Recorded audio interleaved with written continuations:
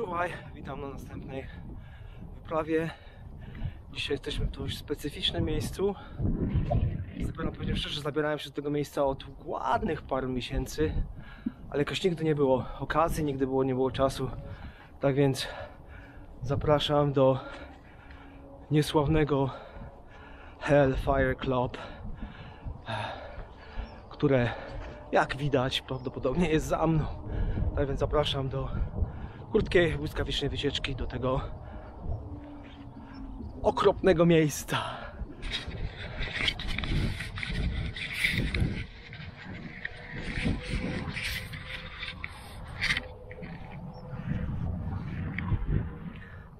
Tak jak prezentuje się do zewnątrz, wygląda teraz dosyć upiornie, ale według tego, co jest opisane, ten budynek został zbudowany w stylu paleolitańskim, jeden z antycznych stylów sztuki, i miejsce te było dosyć piękne, jeżeli wierzyć w opowieści. Tak więc zaczniemy powolutku zwiedzanie tego miejsca od krótkiego opisu. Tak więc mniej więcej powstało to, rozpoczęto budowę w 1725 roku. Niejaki jegomość William Connolly wymyślił sobie, że będzie tutaj jego domek myśliwski. Więc zaczniemy od tego mojego pomieszczenia tutaj. Z każdej strony tego budynku znajdują się dwa takie pomieszczenia i były one przeznaczone na stajnie. Tak więc to jest wschodnia strona tego miejsca z charakterystycznym dachem opadającym w tą stronę, i analogicznie z drugiej strony mamy drugą stajnię dla właściciela, dla gości. A propos stajni i koni, wszędzie ślady koni. Tak wspomniałem, tutaj jest druga część, druga stajnia, która była umieszczona po tak zwanej zachodniej stronie, z oknem na pozostałości kopca grzebalnego.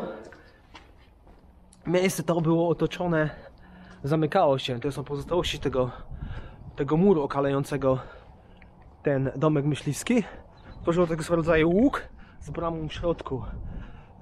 Wejście prowadziło tutaj, gdzie widoczny jest to jest to centralne okno, prowadziły tutaj drewniane schody. No oczywiście nie pozostało śladu po tym, ale nie szkodzi, bo jest opcja, aby wejść do środka.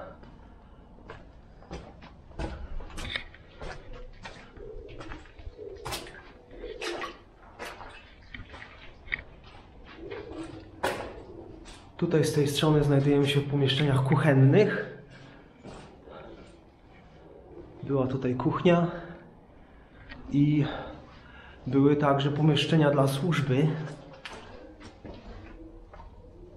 które znajdują się po wschodniej stronie części tych budynków, gdzie znajdziemy się za chwileczkę.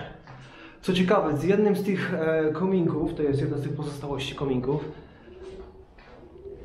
prawdopodobnie został wykorzystany jeden z kamieni, które tworzyły grób korytarzowy, który znajdował się po drugiej stronie. A tutaj w tym momencie jesteśmy w tak zwanym miejscu dla służby, więc tu było prawdopodobnie pokoje, w którym mieszkała służba, która obsługiwała ten domek myśliwski. Wszędzie charakterystyczne takie łukowate sklepienia. Niestety światło dosyć kiepskie jest. Jakiś magazynek z tyłu, a my uderzymy schodami na górę.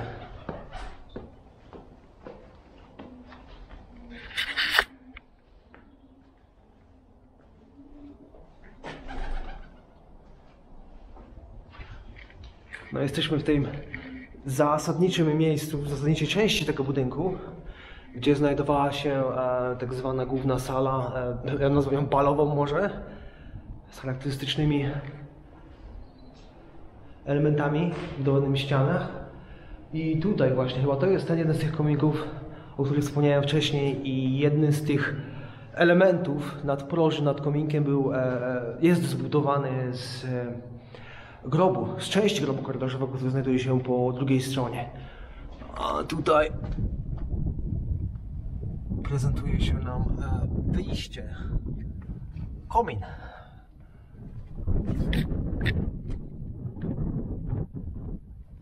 Wracając do tematu budowy tego miejsca, no w tym momencie widać, sklepienie jest prawie że jak w kościele.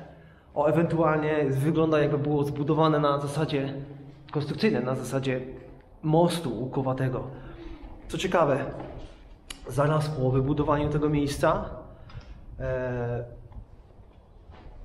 rozpętała się wielka wichura i dach, który na początku był drewniany, został zerwany i był zastąpiony właśnie tą konstrukcją z kamienia. I przypomnę, że było to wybudowane około 1725 roku i do tej pory stoi. Tak więc no, chyba było warto wymienić ten dach drewniany na kamienny. Co ciekawe, mieszkańcy, którzy doświadczyli tej wichury i skutków tej wichury w postaci zawalenia się tego dachu, mówili, że jest to zemsta przodków za to, że kamień na budowę tego miejsca został wykorzystany z rozebranego grobu korytarzowego. Tak więc i tak właśnie zaczynają się opowieści o tym, jak to miejsce jest opętane, ponoć opętane.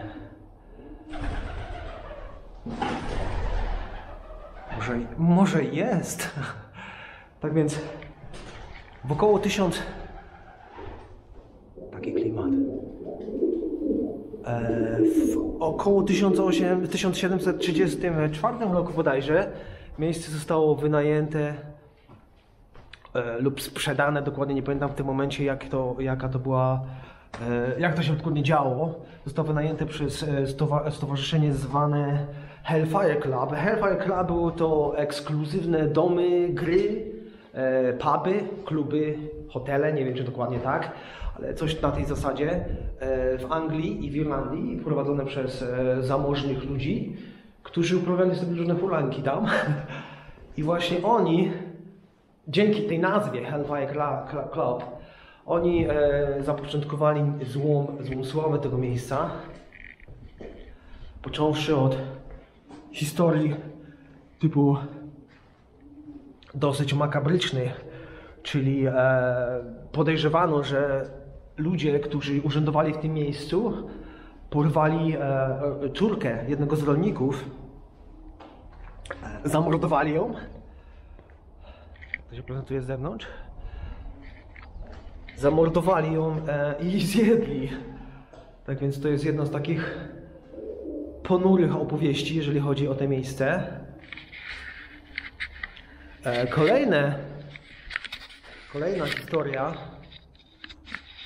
Kolejna historia mówi o tym, że w jedną z takich dosyć ponurych, irlandzkich, chłodnych, wietrznych, deszczowych nocy ktoś zapukał do drzwi tego miejsca z prośbą o schronienie. No i jegomość ten gość dołączy się do właścicieli, do ludzi, którzy tutaj mieszkali i urzędowali. Dołączy się do gry, grali w karty. I w pewnym momencie jedna z osób, która grała, bo uczestniczyli tej gry, upuściła karty i podnosząc karty zauważyła, że jedna z nóg jego gomościa nie jest zwykłą nogą, jest kopytem. Tak więc ludzie przerażyli się, a osobnik ten gość, jegomość diabeł wcielony zamienił się w kulę ognia i zniknął. Kolejny z takich dosyć dramatycznych i makabrycznych opowieści mówi o tym, że podczas jednej z hulanek, jakie tutaj się odbywały, lokaj przez przypadek oblał jednego z właścicieli dosyć kosztownym trunkiem i ponoć zniszczył jego szaty, tego jego mościa, i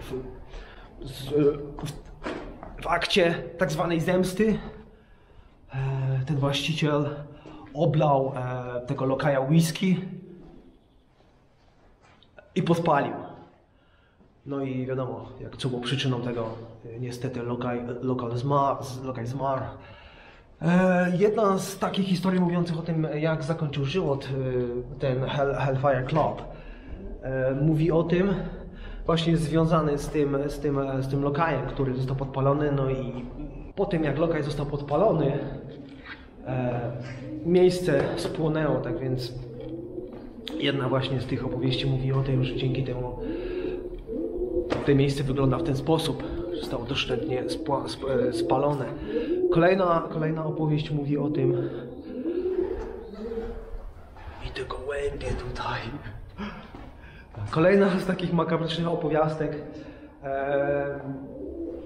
mówi o tym, że właściciele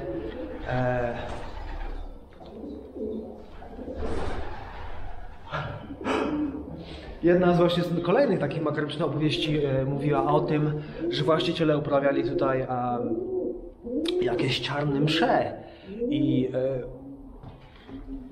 podczas jednych z tych mszy został złożony w ofierze czarny kot, który notabene był maskotką tego klubu, według jednej z opowieści.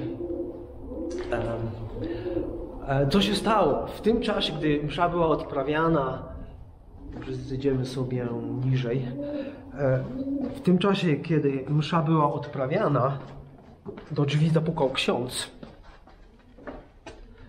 I ten ksiądz, gdy zobaczył, co się dzieje, postanowił odprawić egzorcyzmy. I dzięki temu wyzwolił duszę kota i było widoczne, jak z tej duszy kota unosi się ten zły duch. To takie następne z dziwnych opowieści.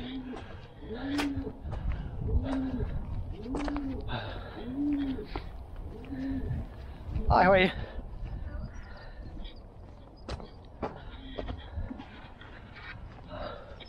Dobra, w tym momencie przejdziemy się wokoło tego budynku, bo chcę pokazać kilka ciekawych miejsc, które pozostały wokół tej budowli.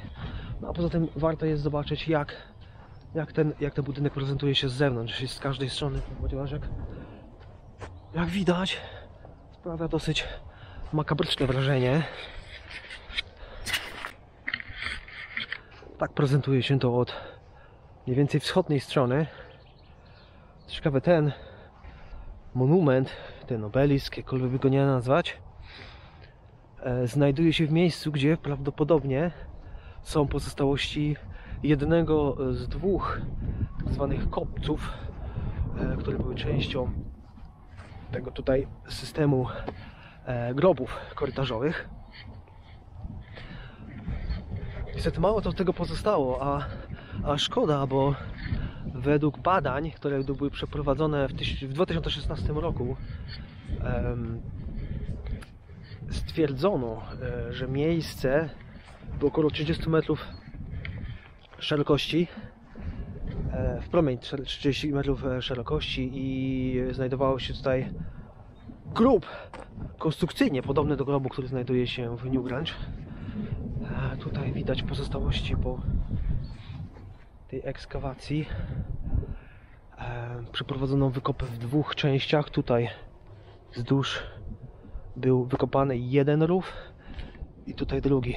To ciekawe, mimo tego, że miejsce było rozszabrowane i zniszczone już w XVII wieku, miejsce te ciągle ukrywało kilka artefaktów. Były to jakieś neolityczne kawałki siekiery. Następnie było kilka grotów strzał z krzemu i jeden z kamieni był pokryty neolityczną sztuką. Nie wykonano dokładnie wszystkich badań, tak więc planowane jest wykonanie tutaj kilku prac więcej, aby to dokładnie pokazać i przebadać. Dosyć charakterystyczny dach właśnie, o którym wspomniałem. Tak zwany replacement dachu, który kiedyś był skonstruowany, zbudowany z drewna. Jak widać, różni się budową, rodzajem kamieni czy kamienie może są te same, ale w sposób, jak jest to zbudowany, dosyć różni się od ścian. Jest dosyć, tak powiedział, złożony chaotycznie, ale wystarczająco na to, aby przetrwać te 300 lat. Będziemy sobie to dookoła.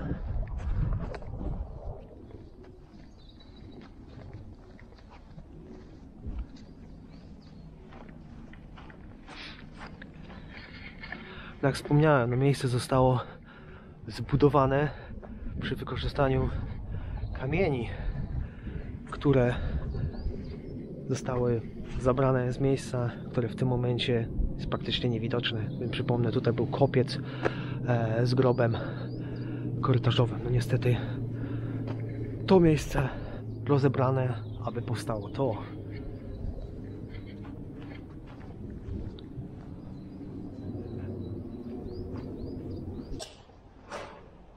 Tak, wracając do stajni, taka ciekawostka tutaj znajduje się po prawej stronie.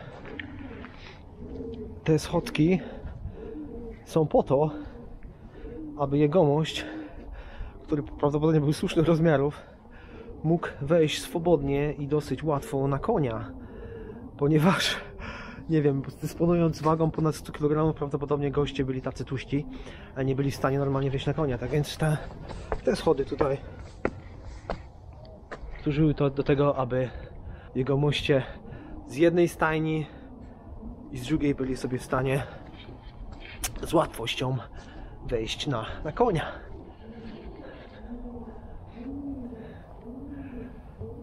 Jeżeli uda mi się, to chciałbym pokazać jedno właśnie z takich pozostałości tego grobu korytarzowego, który został wmurowany tutaj w jedną ze ścian. Ale nie wiem, czy mi się to uda. Nie wiem, czy uda się znaleźć. Ponoć jest to dosyć charakterystyczny, duży kawałek kamienia. A jest tutaj chyba. Jeżeli się nie mylę. Tak. Jeden z tych płaskich kamieni tutaj na rogu. Prawdopodobnie jest to jeden z nich, tak.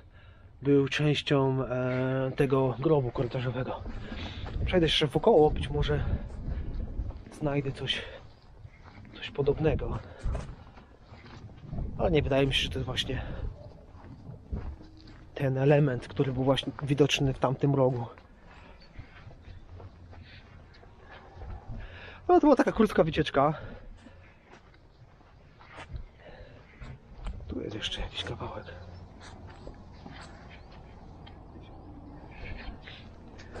To było na tyle z naszej wycieczki błyskawicznej. Dosyć ciekawe miejsce. Jedno z tych takich właśnie neolitycznych, starych miejsc.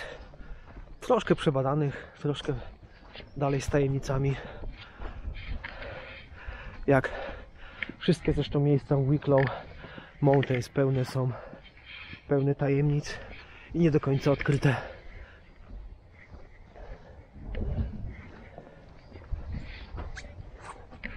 Z tego miejsca, z tego grobowca zostało jedynie co to widoczne te kamienie tutaj. I tyle.